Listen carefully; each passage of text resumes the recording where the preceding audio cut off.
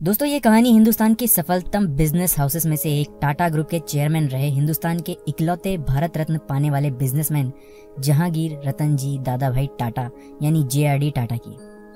TCS, Tata Motors, Titan, Tata steel, Voltas और air India जैसे कई सारे सफलतम बिजनेस कंपनियों की शुरुआत JRD टाटा ने की थी। भारतीय उद्योग जगत की शान माने जाने वाले जहांगीर रतन जी दादाभाई टाटा एक निर्भीक एरोप्लेन पायलट और अपने समय से कहीं आगे की सोच रखने वाले विजनरी व्यक्ति थे। आधुनिक भारत की औद्योगिक नींव की स्थापना करने वाले प्रमुख उद्योगपतियों में उनका नाम स्वर्ण अक्षरों से अंकित है। दोस्तों, किसी भी अंडर डेवलप्ड देश को तेजी से ग्रो करने के लिए कुछ इंपॉर्टेंट सुविधाओं से जुड़े उद्योगों को सफल होने की बहुत आवश्यकता होती है। भारत में JRD टाटा ने होटल, इंजीनियरिंग, वायुसेना और अन्य इंपॉर्टेंट उद्योगों में विकास में अविस्मरणीय भूमिका अदा की है। उनके इन्हीं अभूतपूर्व योगदान को सम्मानित करते हुए भारत सरकार द्वारा उन्हें वर्ष 1955 में पद्म विभूषण पुरस्कार तथा 1992 में भारत के सर्वोच्च नागरिक सम्मान भारत रत्न से नवाजा था।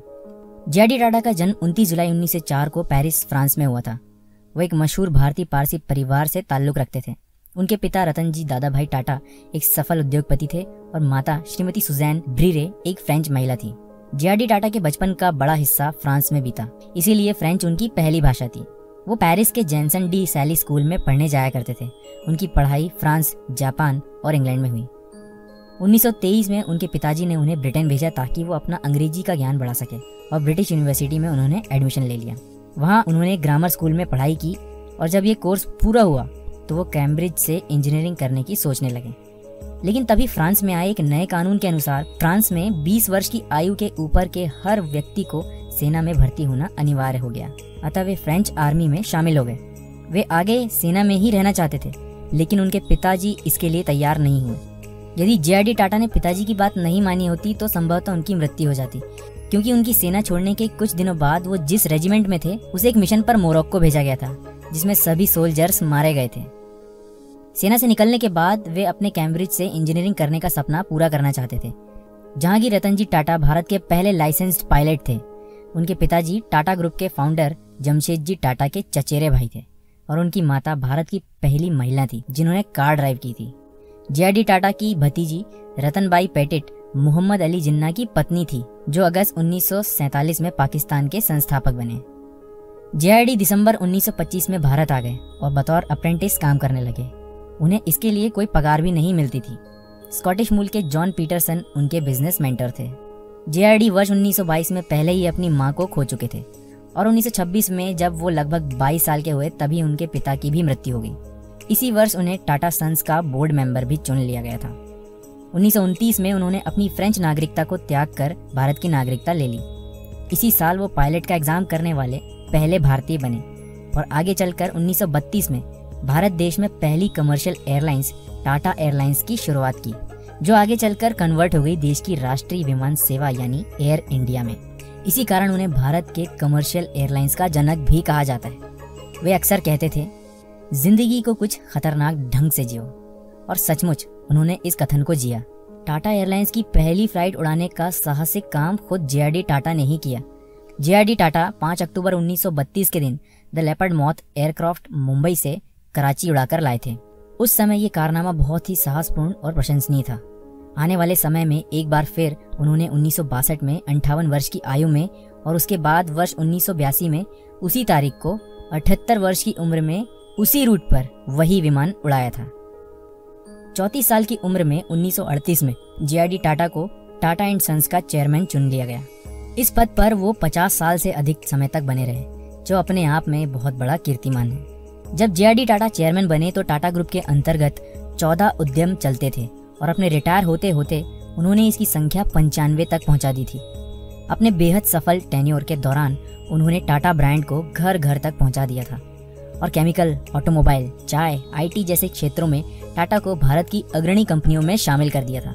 JRD टाटा ने अब तक चली आ रही प्रथा की कंपनी के प्रमुख पदों पर परिवार के लोग ही नियुक्त होंगे को तोड़ा और बिजनेस ऑपरेशन रन करने के लिए प्रोफेशनल्स को हायर करना शुरू किया। विद इन कंपनी प्रमोट करना शुरू किया और इस तरह से उन्होंने भारतीय उद्योग को सफल होने का सही मार्ग दिखाया। टाटा में आज एम्प्लॉयज जिन सुविधाओं को फॉर ग्रांटेड लेते थे, उसे कॉर्पोरेट इंडिया का पार्ट बनाने के पीछे भी JRD टाटा का ही हाथ है। 8 घंटे का ऑफिस, फ्री हेल्थ फैसिलिटीज, कर्मचारियों का provident fund, accident compensation scheme ETC उनकी कल्याणकारी सोच का परिणाम है। बाद में इन वेलफेयर प्रोविजंस को सरकार द्वारा संवैधानिक आवश्यकताओं में शामिल कर लिया गया और वर्कमैन कंपनसेशन एक्ट में जगह दी गई। भारतीय उद्योग के लेजेंड JRD टाटा 1991 तक चेयरमैन पद पर बने रहे और इसके बाद उन्होंने अपना कार्यभार रतन टाटा के मजबूत कंधों पर डाल दिया। कोई भी देश जब विकास के पथ पर अग्रसर होता है तब वहाँ के बड़े बड़े उद्योगपति और राजनेताओं में सांठगांठ होना और थोड़ा बहुत भ्रष्टाचार और अनीतिपूर्ण आचरण होना आम बात है। लेकिन JRD टाटा इन सब दूषणों से परे थे। इन्होंने सदैव नैतिकता और सदाचार का रास्ता अपनाया। यही कारण है कि आज भी टाटा ग्रुप भारत की सबसे विश्वसनीय बिजनेस हाउसेस में से एक है। राष्ट्र निर्माता JRD टाटा को भारतीय वायुसेना द्वारा क्रमशः ग्रुप कैप्टन, एयर कोमोडोर और एयर वाइस मार्शल की पदवी प्रदान की गई थी। 1954 में उन्हें फ्रांस सरकार ने वहां का सर्वोच्च नागरिक पुरस्कार लीजन ऑफ द ऑनर प्रदान किया है।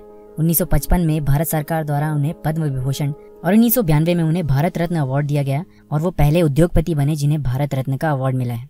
JRD टाटा की एक बहुत बड़ी खासियत थी कि जब भी कोई चुनौती या मुश्किल आती तो वो एक हिम्मती लीडर की तरह आगे आकर जिम्मेदारी उठाते और जब भी कामयाबी की तारीफ होती तो वो सारा क्रेडिट अपने सहकर्मी और कंपनियों के कार्यकर्ता गणों को दे दिया करते थे। वो जब अपने प्रमुख पद से रिटायर हुए तब टाटा ग्रुप का सालाना टर्नओवर 10,000 करोड़ रुपए से भी अधिक जा पहुंचा था। JRD टाटा का कहना था, बिना गहरी सोच और कड़ी मेहनत के कुछ भी प्राप्त करने के योग्य नहीं मिलता। कुछ लोग होते हैं जो अपने अच्छे काम के द्वारा अमिट छाप छोड़ जाते हैं। जहांगीर टाटा भी कुछ वैसे ही थे। अपने 50 वर्षों के कार्यकाल में उन्होंने टाटा ग्रुप के एक एक व्यक्ति का इस कदर ख्याल रखा कि 5 दशक में एक भी बार कंपनी में हड़ताल नहीं हुई और इस बात से पता चलता है कि वो कितने कुशल मैनेजर थे। भारत रत्न JRD टाटा की मृत्यु 29 नवंबर 1993 के दिन जिनेवा, स्विट्जरलैंड में हुई।